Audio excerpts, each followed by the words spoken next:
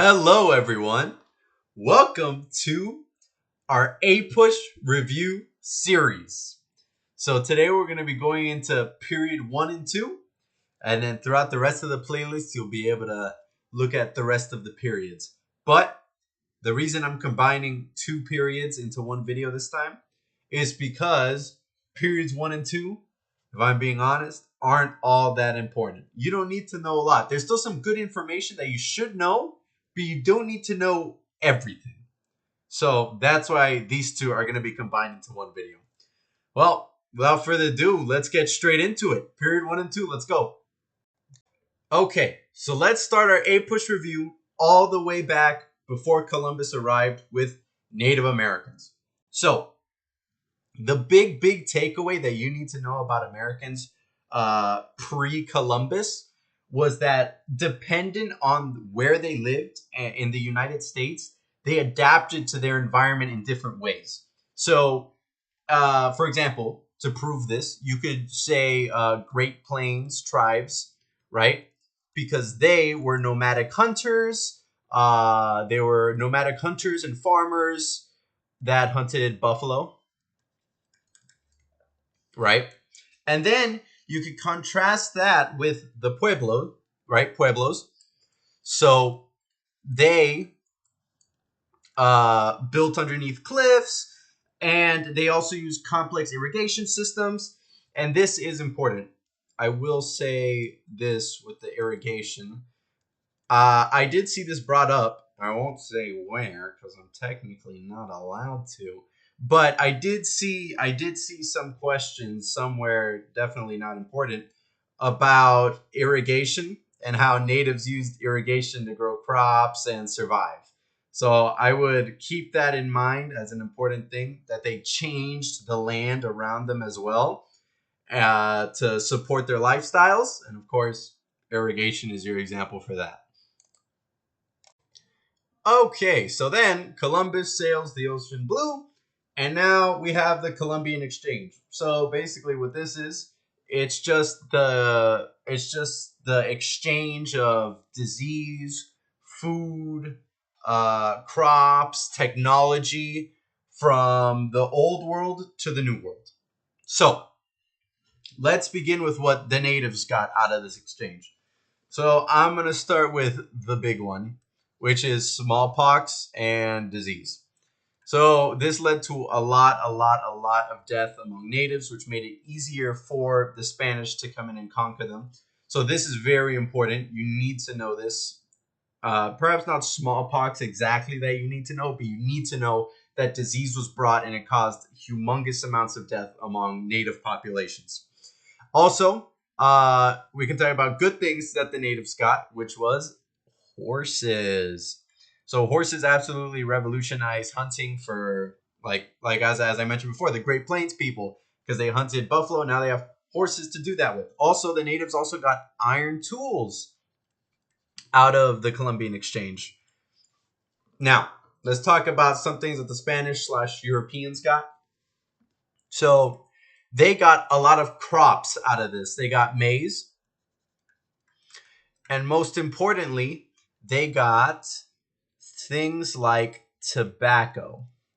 Now, this is important, specifically tobacco, because this is what we call a cash crop, which basically means if the Europeans grow this right here, they make a lot of money, which means that obviously a lot of people are going to want to start growing tobacco in the Americas, and this is going to lead to a lot of things, a lot of slave labor, a lot of new people coming into the Americas.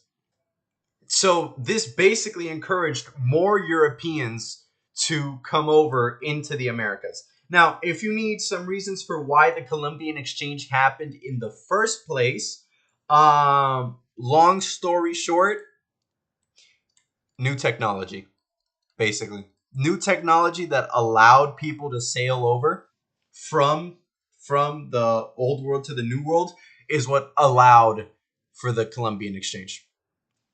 Okay, so now you have a bunch of European nations coming into the Americas. And their reasons for that can mainly be summed up with something called the three G's.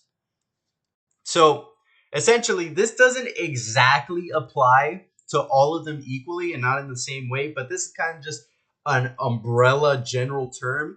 The only one that this applies for exactly is Spanish conquistadors. So the three G's are gold, glory, and God. So basically, just to sum it up, gold, right? Because they want gold, they want to get rich. Glory, because they want the glory of crossing the ocean and conquering and getting land, all that. And God, because they wanted to spread their religion. So now I'm going to get into how each of them individually treated Native Americans. So the Spanish, they treated them not good.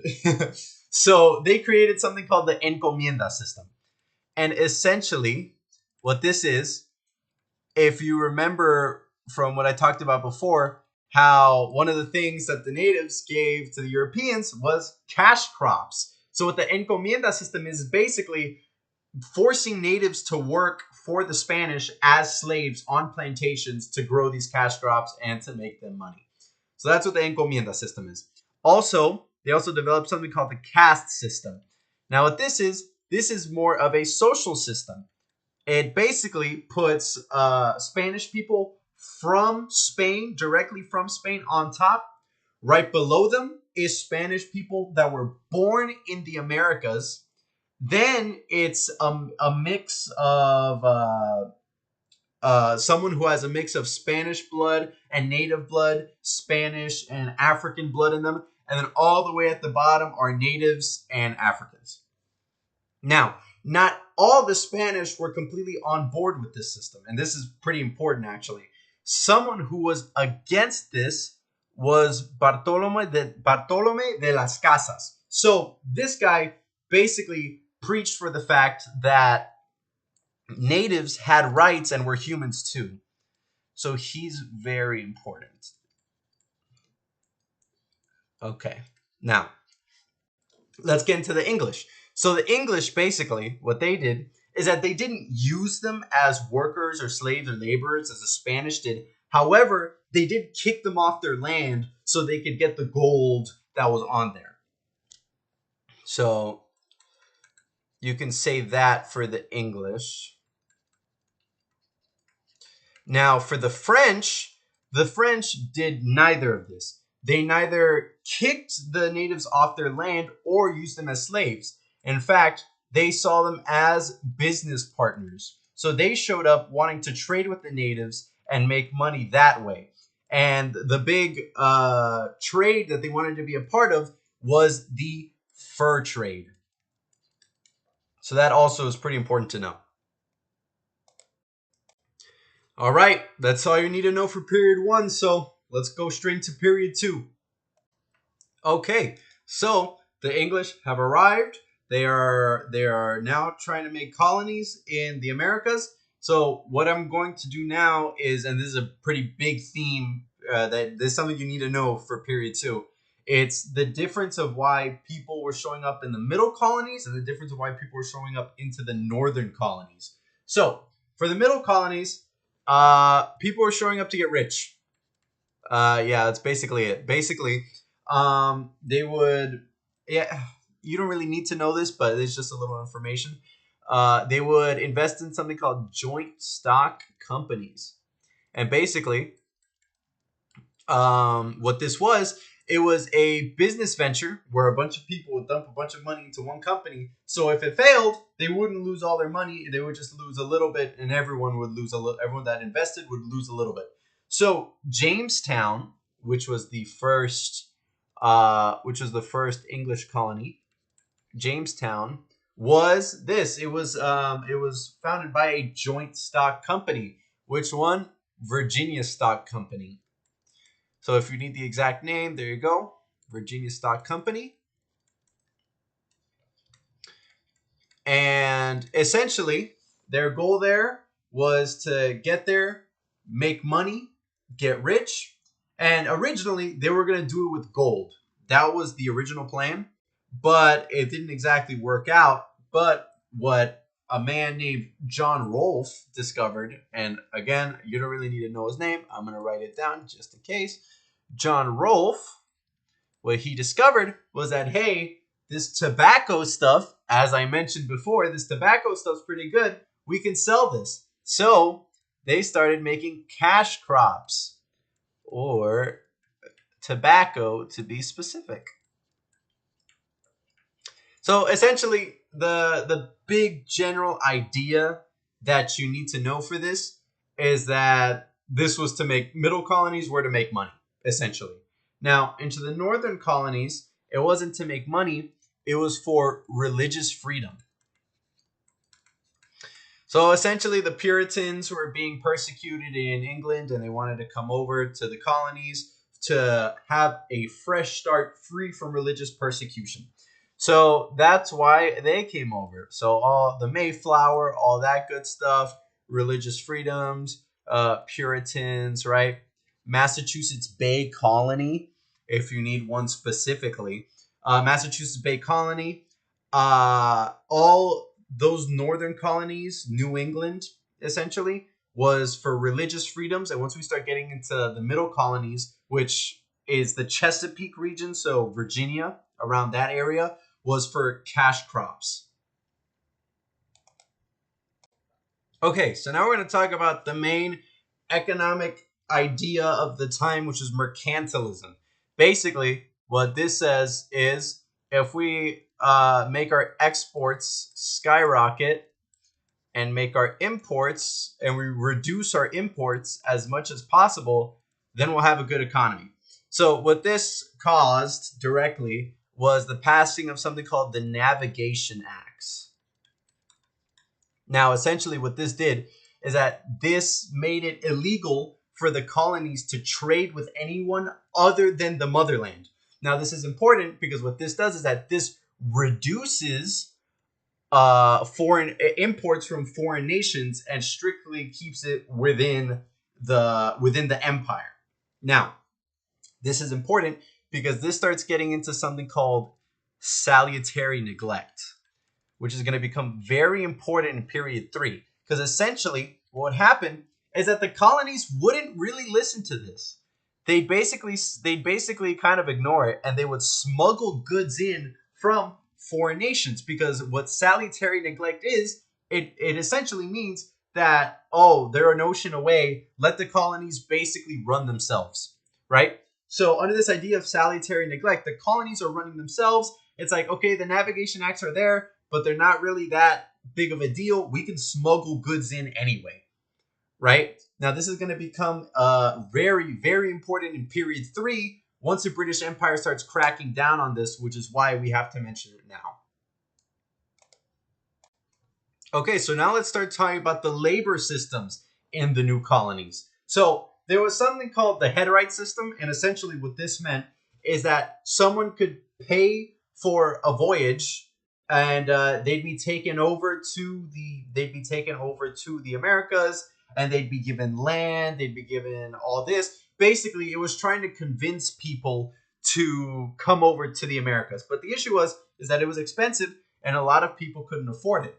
So what ended up happening was that people in the Americas would pay for others to come over through the headright system, and then they would work as an indentured servant for that person.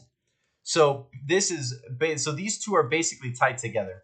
Indentured servitude and the headright system are almost one and the same, because the headright system is what allowed for these people to create this system of indentured servitude. So this was the initial system, labor system in the Americas. Essentially, this is what people worked in southern middle colonies, the north, honestly throughout the Americas. But once we start getting into the triangular trade, and this is very important, essentially, this started bringing slaves into the Americas. Now, this is very important because you could either have an indentured servant who you have to eventually pay at the end of their servitude and give them their land, or you can have slaves, which you don't have to pay money at the end of and take care of. You could just have them work on your plantation and make you more money. So essentially, this triangular trade brought slaves to the Americas, and slaves took over the system of indentured servitude. Essentially, that's kind of oversimplifying it a little bit, but essentially that's what went down, and that's all you really need to know for the test as to why the Heterite system, triangular trade, and indentured servitude are so important. So, for example, if you need the triangular trade is also really good, because if you need an example of slaves and Africans being like African Americans being moved and being moved around as like a business or kind of international interactions, creating labor systems, the triangular trade works perfectly for that. All right. So now, very quickly before we continue, I'm just gonna very, very briefly cover something. Um, I'm gonna cover native resistance during this era to the oncoming English colonists. So this is very important because if you get some kind of FRQ about native resistance during this era, you can use this as an example. So the example I'm going to give you is King Philip's War. And essentially what this was, it was basically just an attempt by Native Americans to drive out colonists from their land. So you can use this as an example if, like, let's say it's a DBQ or not even DBQ, any kind of FRQ asking you about change of native resistance over time, and it's asking about this time period. King Philip's War is the perfect example. It's also sometimes called Metacom's War. These two are one and the same. It's interchangeable. Okay, so now let's talk about the Enlightenment. So while the 13 colonies are currently cooking up and still being made and colonized, often Europe is there's a new movement going on called the Enlightenment. So basically, it's literally just this. It's a movement based on scientific reasoning instead of feeling all that. It's based on reasoning, and these two things that I have written down right here, which these are both very important that you definitely need to know: natural rights and social contract. So basically, natural rights is saying, oh, every human being, no matter who, has these natural God given rights that they have the right to, of course. And then there's the social contract, which basically says, oh, the people, it's called a contract because it's the people give the government power, and in turn, the government has to protect the people's natural rights. And that's the social contract. Now, if you need an example of an Enlightenment thinker, I'll give you your boy John Locke. Um, Now on the test, I don't think you're really gonna see this that much because honestly, it's not that important. This is just general American history knowledge, but I'm still covering it because I think it's definitely very important once we start getting into period three. Once we start getting into the American Revolution, so I had to cover it, and now we're gonna jump into the First Great Awakening. All right, now let's talk about the First Great Awakening. So, this is very, very, very important because this had two main effects that I'm going to get into now in a second, really. So, what this basically was, it was this evangelistic kind of preaching of these religious ideas all throughout the colonies. So, by now we have our 13 colonies, and this movement, this religious awakening, which is called that's why it's called the First Great Awakening. But this religious awakening spread all throughout the colonies, and it consisted of a bunch of preachers going out to a bunch of people. You would see people gathering around these preachers, and they'd give fiery speeches about religion. So there's two reasons why this is very, very, very important. It's because this one inspired independent thinking in the I misspelled that. I forgot. You know what I was trying to say. Independent thinking in the colonies, right? And obviously, this is very important because we're about to get into period 3, the revolution, these revolutionary ideas. So, this inspired independent thinking in the colonies. And also, it united the colonies for the first time. Because before, it was kind of there's just these 13 different regions with their own individual interests, all that. But for the first time, they all had this one universal experience and this one passion for religion. So these two are very, very, very important. You need to know these two reasons. Now, if you need an example or a person to name from this, you can name George Whitefield. He was one of the preachers during this era. And really, I doubt you need more than one example. So this should have you covered for the First Great Awakening. And with that, I believe we are finished with our period 1 and 2 review. So thank you very much for watching. If you need more help, please go and check out the rest of our APUSH review videos. Go check out the rest of the channel. If you need help with any other APs, SAT prep, we got that too. So thank you so much for watching. Please like and subscribe, and I hope to see you in the next video. Thank you very much.